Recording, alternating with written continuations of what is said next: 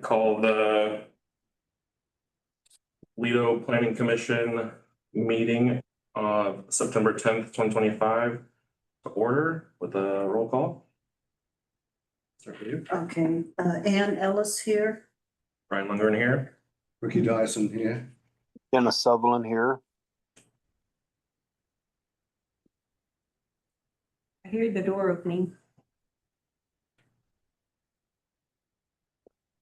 Oh, gotta be. I hear a door. Ta-da. Ta-da.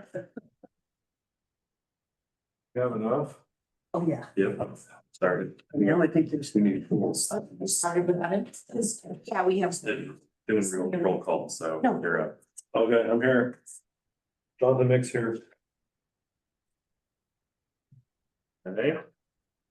And is there any visitors that would like to speak? Okay, so then it looks like we need to approve the August 13th, 2025 minutes. Want to have a chance to view those? I read them, but I wasn't here, so. Yeah, I read mine, but I wasn't here last time.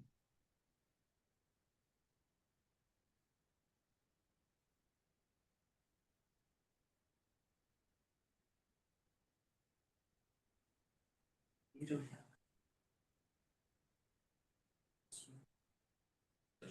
Here.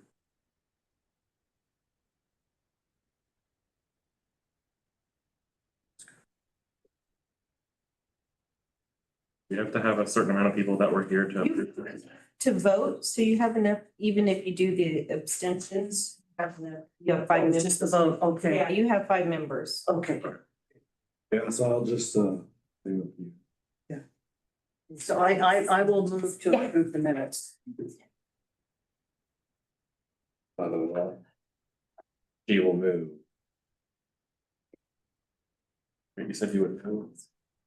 We just need to say. Yeah. Okay. Okay. I have a motion and second to approve the August 13th minutes as given.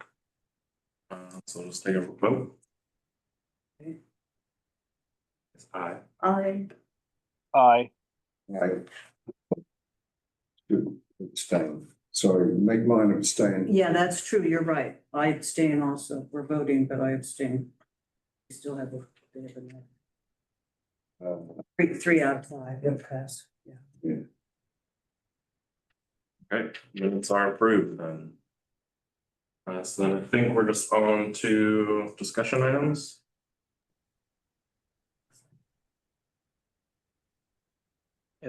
Thank you. Can you hear me okay? Yep. Perfect. Yeah, thanks for I'll be joining remote today, obviously, but hopefully it still works well for the discussion. Basically today is an expansion on the initial. Last week we introduced the topic of traffic calming and what it is, kind of expanding. And for those that weren't here last time, at the last meeting, basically, at the city council has had discussions with concerns about speeding in certain neighborhoods. So we were directed by the interim city manager, David, to kind of start to explore traffic calming and a process to basically essentially address the citizen concerns when they come up for speeding or unsafe driving habits in neighborhoods. So the goal here today is really to have a discussion on what that process would look like within the city of Toledo. Other communities have done and implemented processes for getting traffic calming features installed in their cities. So kind of from here, the goal is to get a lot of information from planning commission members today, and then from that, staff can work on drafting what an actual ordinance would look like to be adopted, and that will be based on the feedback we received today. during the meeting. So I have a series of questions which I'll get into, and we'll kind of pause on each question to have a discussion. And a lot of this relies on your experience too, in the community, and what makes sense to kind of be installed. Yeah, and kind of more on the goals of traffic calming. It's a way of addressing quality of life and transportation safety concerns. So it say there is a neighborhood street that speeding's occurring, the solution could be speed bumps on that street to help slow down traffic in the future. I mentioned the examples in the packet. There's the city of Happy Valley and the city of Eugene in terms of what they've done in terms of a process. And now I want to jump to the questions that I have to consider, and we can take our time on each of these to make sure we kind of get enough information for staff to work on that ordinance and drafting it to move forward. But basically, the first question, what process or procedures should be taken to request a traffic calming device? So think the application process, what that looks like, what level of neighborhood involvement in terms of that initial application. So I want to open it up to planning commissioners now to kind of brainstorm on that first question. Well, there's two different types of like speed bumps, ain't there? There's the one that's kind of like I don't remember what we called it last time. Kind of a gradual speed bump. It's a I don't remember what we called it. And then there's the one that's like real aggressive. Yeah, speed hump is the less it's longer in terms of how you hit it. It's a less aggressive. And then yeah, more so the speed bump are those you more often see a speed bump in a parking lot versus where the speed hump is more likely what you would see in a neighborhood street. Yeah. And they're all there are also speed asphalt, ain't they? The humps are just asphalt, and the bumps are made of like a rubber stuff. So the asphalt ones probably more expensive, but they're probably more suitable for the neighborhood then. Mm-hmm. Yeah. So yeah, I'd like to see the humps because there's quite a few places, like 10th Street, Gaither Way, and there's a handful more that probably would be really useful in them areas.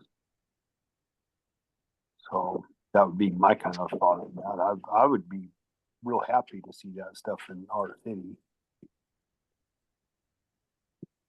Can I say something? For the process and procedures, how about a traffic study where they put the little rubber things across and count the cars? I think they can do like have a space and then calculate how long it takes between the two, and then they can figure out how fast everybody's going. Yeah. So I would suggest that as a process. Well, it depends. I think, I live right there at French Avenue and Highway 20. And we get a lot of big trucks coming down there. And the slower calming bump would be where I go, because I've lived where we have bumps and you get trucks hit them and they really jam and it shakes the whole house. So as far as that's concerned, I'd be asking for something to deal with that ESP and Highway 20 and that hill, because that gets bad there. My question is, when I looked at the criteria from the other cities, one was a city of 27,000 and the other is Eugene, as we know. That they were saying nothing about something, restrictions regarding street curvature, the width of the street, the grade of the street, 8%. And I'm wondering how many, if indeed that's a criteria that we need to follow, whether, how many, what percentage of streets in Toledo could actually be applied. And I also agree, according to that, you know, what neighborhoods are most affected. I think that would, you know, if the commission, the counselors have been getting, you know, in complaints regarding this and that, you know, which streets are going to be the ones that we want to address first, because it is going to be, it's going to be costly, you know, one way or the other. And so I'm just thinking, once again, we're dealing with good old Toledo topography and what's going to work for us. I don't know how many people pay attention to the signs that say how many miles you are going. Because I know I try to pay attention, but I'm surprised sometimes myself. And they were saying that the percentage of people that actually, you know, the reduction. And so they're saying that most people, you know, if they're going the average speed, they should be safe. It's the people that are going over that. And so, yeah, what would be what criteria would we want to consider what processes and procedures? You know, do we want to go by those other parameters? Is that a safety thing? And they also mentioned collector streets, and I'm forgetting, you know, that their criteria said not to do it on a collector street. And if I remember correctly, I think Arcadia Drive is considered a collector in Toledo. I'm not sure. So that would be the other thing we might want to look at, is whether, you know, what's the definition of our streets that we have now? And do we have control over business, you know, because business 20, Yeah. yeah, And so, that's the one that's the worst. I think. yeah. But also A Street can get bad, and some of those real sharp curves, you know, so. Yeah, which neighborhoods are being affected the most would be my thought right now, and then. Yeah, so that's all I have to say on it. And yeah, so I'm sorry if I jumped ahead on some of your questions, Justin. But those No, are the. it's meant to be an open Yeah. discussion, and to answer some of your questions, I think part of it would be that there is a component that's neighborhood driven, to where there would have to be an application. Often a lot of examples I've seen say like 51% of the neighbors, but I would be supportive of an idea where it's like 51% or 5 neighbors sign the application, because I know it can be challenging to rally and get your neighbors on board for kind of moving forward with a project. So that's kind of in terms of which neighborhoods affected first. It would be that community driven aspect. And then to the collector question, it's not typical to where like traffic calming measures like speed humps are on your collectors. There might be other ways where the street's slightly narrowed with bulb outs possibly, which are like at a crosswalk, they bulb it out a little bit to narrow the street, which in theory slows vehicles down with the skinnier streetscape. But the collectors in town are Business Highway 20, East Slope, Butler Bridge, Sturtevant, Skyline, Arcadia. Kind of those are your primary collectors, and that's defined by the transportation system plan. And we can make sure we send that map out after the meeting too, as well. So, if we deal with Business Highway 20, is that a state road or? Within the 20? city, but there's a line within the city limits. That's why we're allowed to make it 25 miles per hour. You know, when you come into Yeah, when you town, come it in, says 25 and then, yeah. So that's kind of, I think, where our jurisdiction, if I remember correctly, starts. I think they have to maintain it.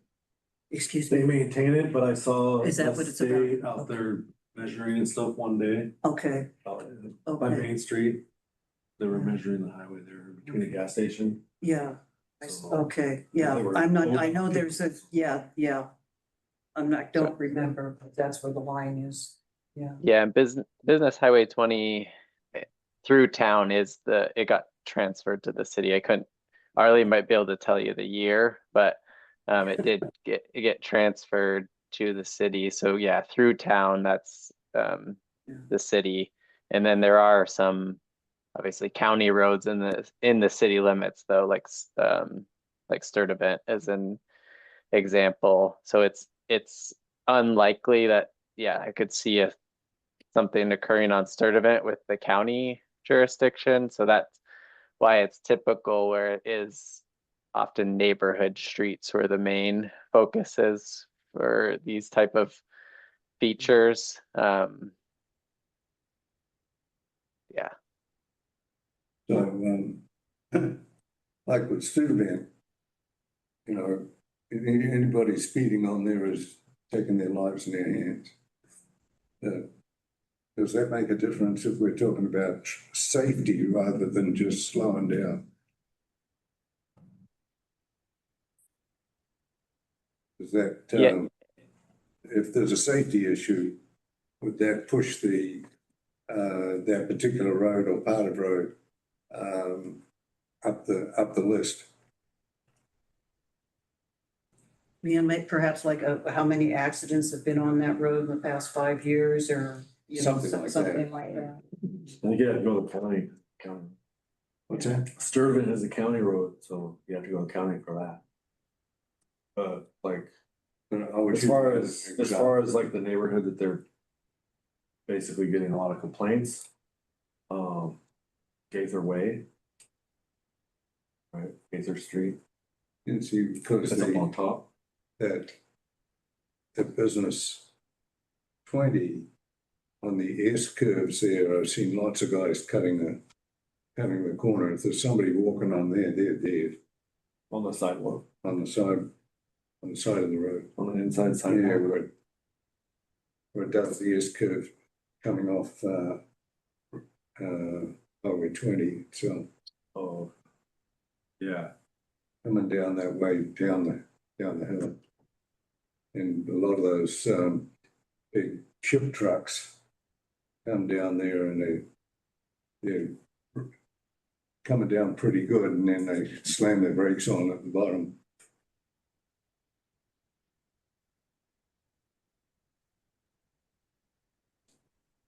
My question when I saw do you know offhand approximately how many cities have already adopted the traffic calming criteria of some sort or another? Justin? I couldn't tell you the number, but there are more than, yeah, just Happy Valley and No, I know Eugene, there were think. more. I was just wondering, it seems like you hear about them talking about, you know, there's more driver aggression, so to speak. So they've been talking about, and I was just wondering if this was something that was going to try to go statewide and or not. It's a good idea. I'm all for it. I was curious is what I was. Yeah, and I think some cities like have more of an informal process, and I would even say that's what the city of Toledo has, where if someone had concerns, they might go to the Public Works Department and see, but then it makes it hard on staff that there's not a formal process to accept kind of ideas to move forward. But it is something that I agree with your statement that it is being more and more talked about because there's with the speeding in neighborhoods becoming more of a concern. Yeah, I think, you know, I've been here for 5 years, and I think the problem is a lot worse now than it was 5 years ago. A lot more traffic coming through. Well, even on 20, I used to commute every morning into Newport. Yeah, And it's only been less than 15 years, and it takes more than twice as long to get in now than it used to. They're backed up all the agree. way past John Nye Road. I often go on that road. and it's Yeah, really bad now. yeah.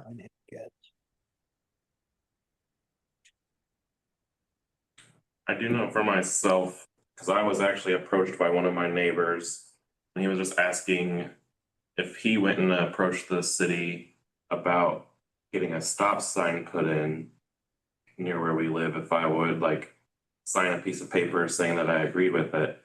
And I do think it would be a good idea to have some kind of process where it's like, okay, if you can get, 5, 10, whatever neighbors to say, like agree, hey, this is a problem. And then, kind of go from there as far as, Public Works can do their review or whatever, and or whoever would do some kind of study about it, I guess. But like I do know for a fact that my neighborhood, mostly probably because I live on the corner, is terrible. And my neighbor was like, oh, I'm tired of people screeching tires past my house and picking up dead cats and whatnot. And so it's like, obviously there is kind of an issue because he lives like opposite corner of me. So Where do you live? up above the mill. Fur and 6th Street.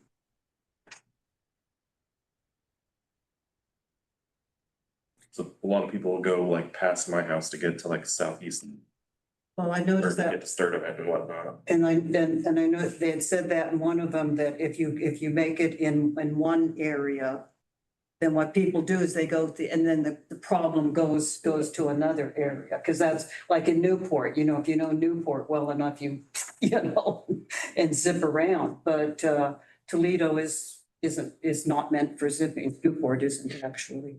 Well, in Newport on Ocean View where people would go down towards Night Beach bypass like the Walmart light. They've now put speed humps through there too. Yeah, I'd stay away from that now. And they've done Yeah. speed humps in the Yeah, speed signs. yeah. Once Walmart went in, it was too much for me.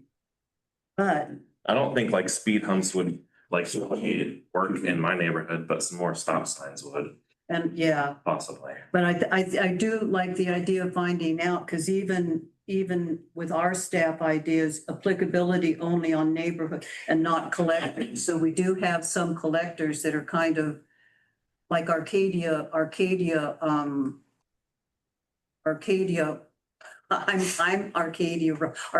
Drive is, I mean, the fact that it's a collector is kind of a laugh to begin with. And if anyone that travels that knows that road, to put a speed bump on that little road, and it's already narrow, I mean, none of their suggestions would work, so it's kind of good it's a collector. Yeah, I think the problem with Arcadia is probably because of the fire station. Like, why Well, would you want the fire department or Well- ambulances going over speed humps? yeah, well, it's also if you keep going up past the cemetery, that's one windy road. Right. Yeah, so.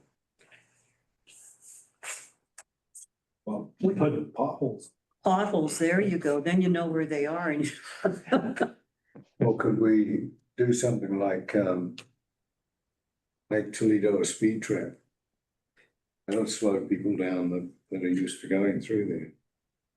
Well, that would, Get the cops to enforcement, enforcement, yeah, because they're not doing much now. but if the neighborhoods are the problem, there's a lot of little neighborhoods. I like the idea of finding out myself which ones are problematic and who's eligible, who would be eligible. So what would the procedure I like Brian's idea about doing the neighborhood Yeah. survey, maybe, add that to it, maybe. Mhm. Neighborhood survey, see if there's enough people that own the property or even live there, Yeah, because there's a lot of rentals. yeah, So are you asking the people that live there or the people that own? Because the people that own them. yeah. You could almost, I think it'd be pretty simple to have like almost like a petition type form where if someone is wanting to do something about it, like someone that lives in the neighborhood, they could come to the city, talk to staff, get that petition, then go to their neighbors themselves. Yeah, And people that want to sign it will, people that don't, won't. yeah. We could even just have a page in City Or on Hall. the website or something, yeah. Yeah, or something that where they could go and. put their Mhm. Well, So then, how- and then we come to the approval body. Mhm. How's that gonna be? I mean, what staff, what department do they go to? Do they go to planning or public Well, I works? think we kind of come up with something. Justin comes up with something. Well, Well, I think that's the point of the ordinance, would Yeah. be to set up a method for once we have this process going, then it would like take these steps. Yeah. Go through public works, go through staff and all Mhm. that, and then I would assume it would also end up at the city council. And I think that because it's gonna be part of the public works, so. And it's gonna be long, because then there's the funding, so it'll be, long term, maybe start small and. So you're suggesting we put a general form out, not one for a neighborhood. With a general form that people can just come in and sign. That sounds good. I think that would be the simplest method for like, if the neighbor who approached me, because I would assume he probably came and talked to the city somehow. Or somebody, because he said he was. And so if they just could say, okay, yeah, we have a process for that, here's this petition form, go to your neighbors and collect the signatures. And just say, oh, like you need 10. It's like 10 neighbors covers quite a bit of, that's like 2 blocks or so, so. And I was At just least in the thinking, neighborhood I'm in. and about blocks, it might be that depending on the length of the street and where it is in town, Yeah. one block might be a problem Yeah. and the next block might not be. So, for them to not only just sign it, but say, Yeah. I guess giving their address would be part of the signature. Well, one thing about the speed humps, I know like, let's see, I think that's Fern, right? That's in front of their house. Yeah. It goes down the hill. If you Yeah. put speed humps there, they're gonna be going. People there. are gonna jump on one Yeah, they're purpose. gonna be going. Kids on bikes are gonna go crazy. It's gonna be such fun. I'll probably be- I'm joking, but I'm also serious. They're gonna, yeah. We almost got hit by a motorized scooter, and I don't know if the bike was or not, and we're walking the dog, and I could hear it, but my husband couldn't, and they were, Yeah, like, and get a horn, honk. So, yeah, The citizen a horn. yeah, give every citizen a horn, a little, all those on bikes. paintball gun. Paintball cars as they go by. Let's see. I like the idea of a form Mhm, that's available to anybody. mhm. Yeah, I agree, and I think that would be the goal, that we have that, where instead of staff being like, well, it's a case by case basis, we could have the form and process put together that we could hand to the property owner. And I think, Commissioner Mix, your question on the owners or renters, I think that's a good point, to where maybe it is property owners or renters is how the language is, because renters are part of the neighborhood too, and I think a lot of the language that I saw was property owner specific, but I think it could be expanded to owners or renters. I noticed that on one of You, the- a resident, even if you're a renter, you're a resident, Right. correct? Mhm. Yeah. Yeah, I saw that on one of the examples, and I can't remember which one. That they had renters on there. Yeah. That's real important. I think there's some places where there's more renters living in a neighborhood perhaps than homeowners.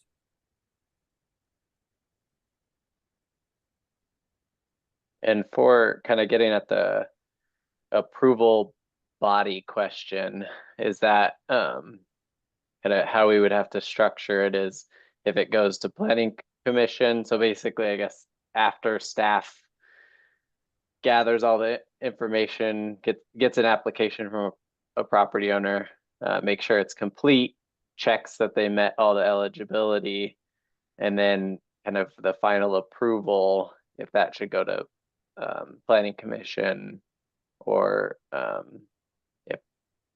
if it should go planning commission, then city council. That's kind of the question around approval body. I think council and people are, councils where folks are going to, so I think perhaps they should know. No, I think the question is more like, you know, staff, so like Arlene. Oh, okay, Or because does it the have to go- approval body, I Does it got, have to go to us, or does it have to go all the way to? You know, it's like step one, and she files it, and then we deal with it, or we pass it on. Or final goes to them, but usually. So like you can get a bill. so it could go straight, you know, you're talking perhaps, in other words, it could go straight from staff to council to save a step. No, so like a building permit. Mhm. You don't need, like, we don't see that many No, building permits unless it's a, No, uh, so you're saying make it a staff decision? Whether or well, not, that's what the question is. Is Yeah. it staff, is it planning, or how far does it need to go? I think my opinion is do it the quickest way possible. Yeah. And I think that since it's the council that has the purse strings, they're gonna have to be the final one. Justin, can I interject? Yeah. I just want to put this out there, and I don't know if this matters, Justin. I'm hoping you can answer this. Things come to city council that require us to make budgetary decisions on. Permits don't necessarily come to council because they don't require us to make sure approve any funds for them or approve that it happened. Correct, Justin? Yeah, and that's a good point. I think we kind of that gets into the next question in terms of the budget. I think if council through their budgeting process adopted, say, I don't know, $20,000 that was dedicated to support traffic calming, then that's already been decided that council said that this year we have 20,000 in the budget. And then if a request came to planning commission later through this process, staff could point to be the budget that was already adopted by council, and then planning commission's not making the budgetary decision. But it would have to be, because right now that doesn't exist, so it had to be created in the future. Good. Thank you, Justin. That's a good point. That's all I wanted to say. Yeah. Just Oh, to thanks. consider that point. No, thank you. That's a good consideration.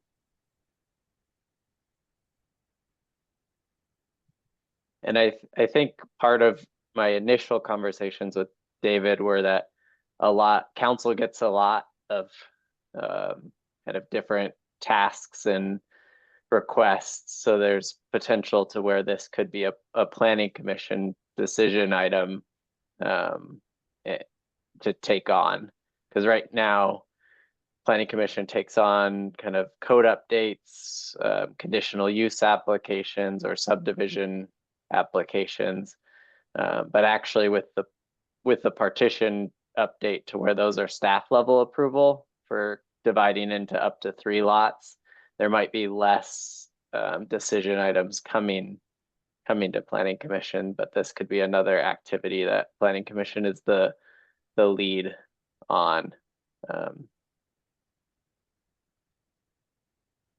Pending the budget piece of that.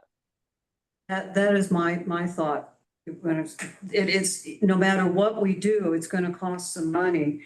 And we don't want to let people know, come to us, you know, and fill out this form. And, you know, with these, we don't want to tell people what the potential solutions are if we can't give them those solutions. Mhm. So that, you know, neighborhood watch, you know, people like, that's why I was thinking, like, even you were saying law enforcement, you know, maybe. So this isn't something, it would be wonderful to get it going quickly, but realistically, it's gonna take a few months. Yeah, So I'm on the budget committee and I think people might get upset if like the whole city has to pay for it. And so if we can narrow it down to say like the street, like who, how do we, get the money from the street for the street bumps or whatever.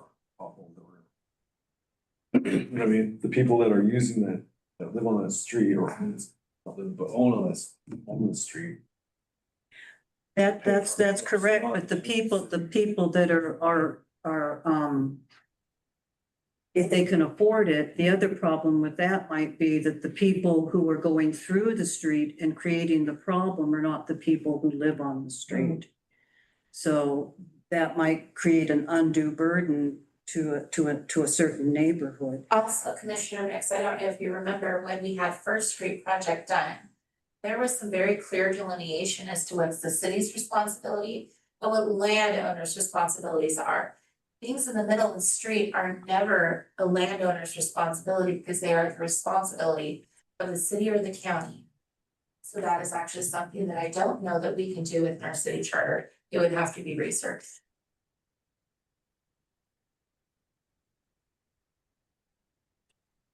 Sorry, Justin. No, and I think there's kind of a couple routes where how cities fund these, and one is kind of the grassroots funding mechanism where that you were talking about, where if the neighbors wanted to come together and fundraise for the cost of it, and then the city would install it. Or kind of the second option is that dedicated funding source on a yearly basis that council adopted. It's not something I know that I know of a small like grant that I can think of that's like statewide that they give to cities. So it would have to be kind of those two options where it's neighborhood grassroots. The city would physically install it, but the grassroots could fund for it. And then the option of a dedicated funding source. But you are correct that the property owners are responsible for the sidewalks, but not typically the beyond that into the middle of the street. That becomes the city's role. And then once they're put in, they're gonna need to be, every few years, they're gonna be needed to be maintained. So whatever we do, we need to think, 5 years, unless all of a sudden everyone becomes a wonderful driver. Yeah. Or the person that won the lottery was. Yeah. So. I would think with a hill, having a strip going straight across the hill is gonna collect water. And it's gonna erode it probably. So you probably wanna add an angle, or what about a drain just going across, cause there's a lot of water that runs down, say like Yeah. First Street. It flows to the sidewalk and goes from the drains there, but if we put just a strip across there, it makes it. Yeah. Cause even you drive over manholes and stuff, it's rough. So Yeah. You're just trying to make it rough so they have to slow down. Yeah, And I would think that there would be like a speed limitation or whatever for like the size of the bump or whatever. So, And the problem with that is motorbikes. yeah, dips. It could be fatal there. well, And then, we have a public works design manual. I don't think it specifically addresses speed humps at this point, but that's something that we would rely on public works to help support, to make sure once, if that funding was there, a solution was selected, then public works would ensure that it was designed in a way that looked at the drainage slopes and that it was installed correctly. and it seems to me, that I don't know if I've seen them or not, but some places on roads, they let you know that the bumps are coming. So if somebody's on a, Sign. yeah, and so if somebody is on a bike or some sort of vehicle they need to be wary about, then they're given forewarning. Yeah, Yeah. even with a regular hump, you need a sign because people just drive right over those things. Right. Hit And the ceiling.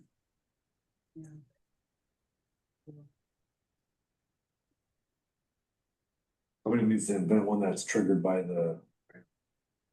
Just, you know, if you go on 30 miles an hour, it comes up so much. Spike strips.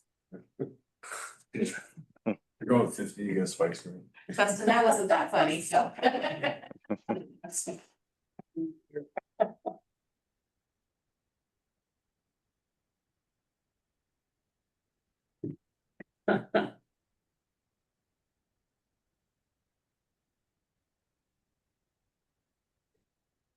think we covered all. I think so. Well, kind of. I think we're getting started. We're not.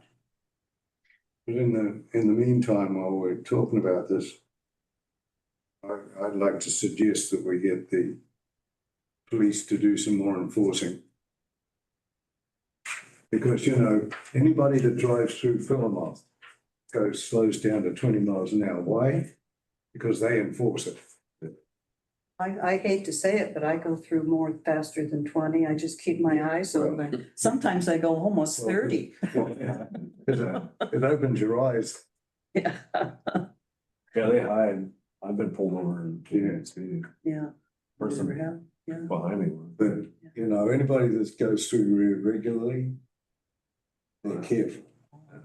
And I think that something like encouraging enforcement would help a lot. Particularly along the business 20 there, on the S-bends and through the main drag. Well, that's why they take the side streets. What's that? That's why they take the side streets, because the cops are on the main street. That's So are we okay good? with me. It slows them down anyway. What about traffic camera? Speeding camera. Money. Traffic cop statues. Yeah. What about retired police cars?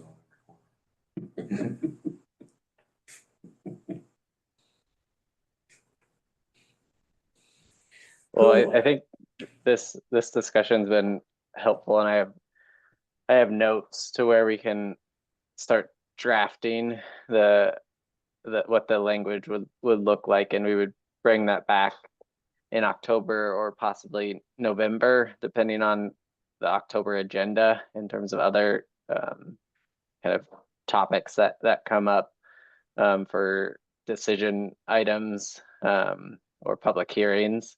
But that would be the goal, that we're bringing back kind of a drafted ordinance for planning commission to review at one of the next 2 meetings. Would there be a draft of the questionnaire or the petition or whatever form that folks are gonna come to fill out? Yeah, we could work on a draft of the kind of the Okay. application / Application, petition. thank you. Yeah. It was screwing me up.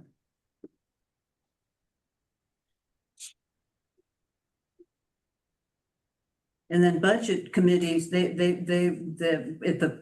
they decide, if the city decides to go forward, that's in what, isn't that springtime when they start coming up with that and it's finalized in July? It does, but bear in mind, if something comes up, as long as it still falls within our budget, which, you know, we have a bombastic public works director that seems to do lots of things well under budget.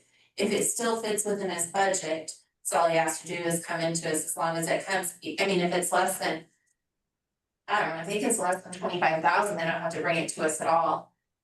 So some of these things are gonna be Out of the significantly less, it could be contingency. slipped in there. Yeah, Otherwise, we can pass a supplemental budget if we need to shift things around as a budget committee, so it's not insurmountable. okay. Small, huh? Okay. Well, it's gonna take a little bit of time to get things hashed out anyways before we get to the budget time, so take that one. Gotta mash the potatoes to make the hash. So it'll probably take that one.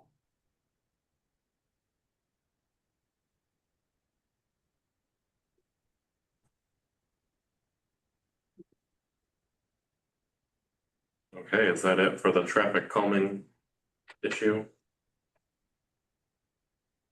Yep, that's all I have. Thank you. Okay, is there other updates and reports? I didn't have anything for this meeting. Arlene, did you have anything? I do, they're on Burgess and Highway 20. That, I don't know what you would even call it. I was curious if they've come in and applied for permits yet, or I know they were living in that shed that they constructed, and then now they got the RVs up. I mean, RVs in there, and it looks like they're in between living in the RVs and the shed and all that. It's pretty much a big eyesore there. I don't know if they applied for permits to for a home site, or if anybody's seen any thing on a home site there, or what's going on. Have they come in yet? No, thank you. Thank you for that question. That's one that city staff had some concerns with as well.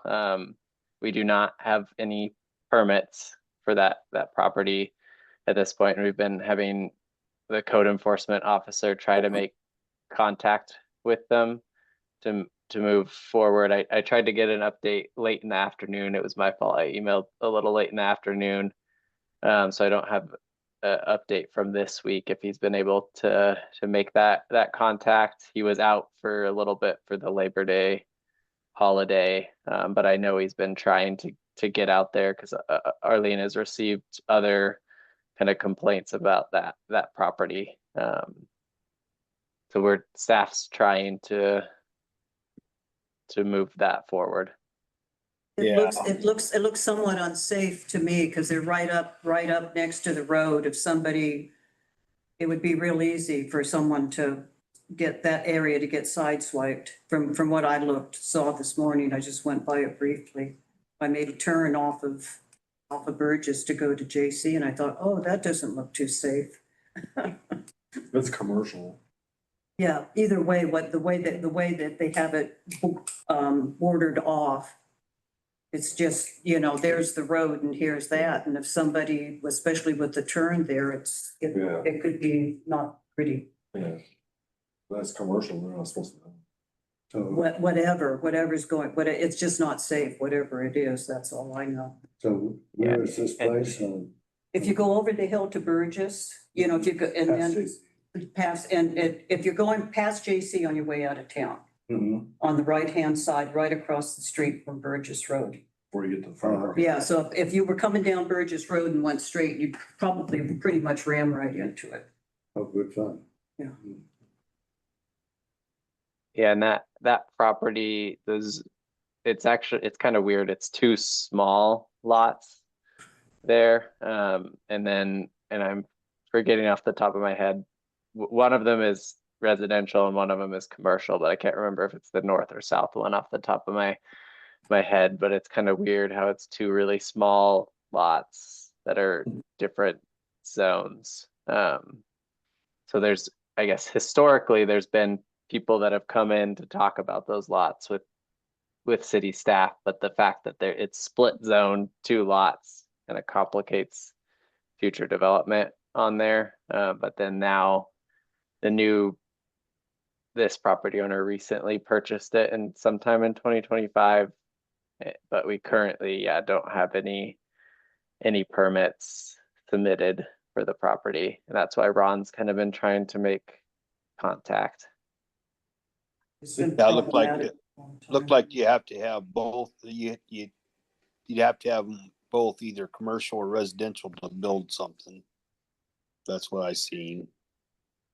Do we know the one place that we had controversy over there by Radio Court, the one with the driveway situation? Now there's a state police officer living there.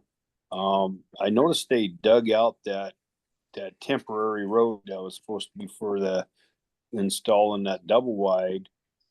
They don't use the driveway off of Radio Court, but I noticed they've been digging a big old hole there. you know, I don't know, is a permit required when you dig that big of a hole right next to the road, or? I don't understand why they were digging that big hole there. But, I still see them out there digging. Now they got a tractor and they're digging.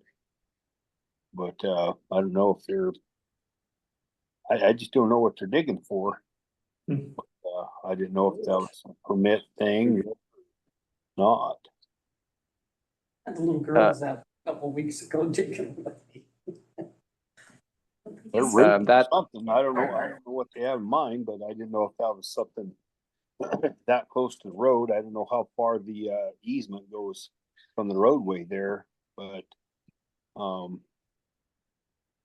you know, I don't know.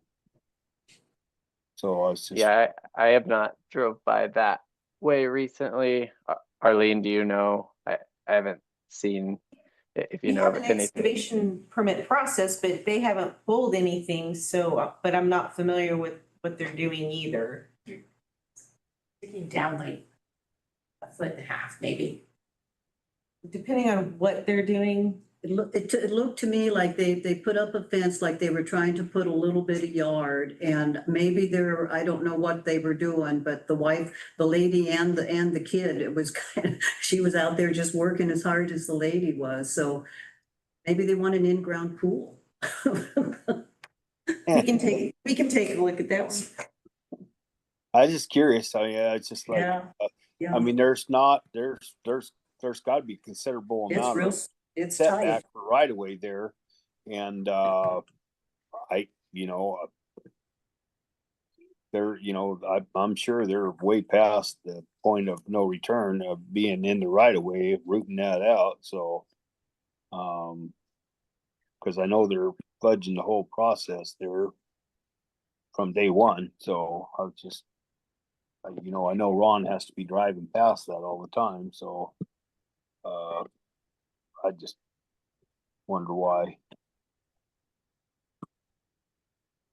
Yeah, we can touch base with Ron and see if he's heard anything, and then have him give us an update and check that one out. So thank you for flagging Oh. that. Alrighty. Any commissioner comments? I think that's still on staff comments. Yeah. Any more staff comments? Okay, commissioner comments? Yeah, one. Happy Dog Parade. Everybody come and see all the dogs get dressed up. It should be fun. Garlic festival the same day. The garlic There's fest, gonna be a garlic festival the same day at Memorial Field. oh, really? That should be in Gilroy, California. Garlic capital of the world. It used to be. Everybody better dress their dogs up like garlic then. There you go. Vampires. Vampires, there you go. I'm considering a banana.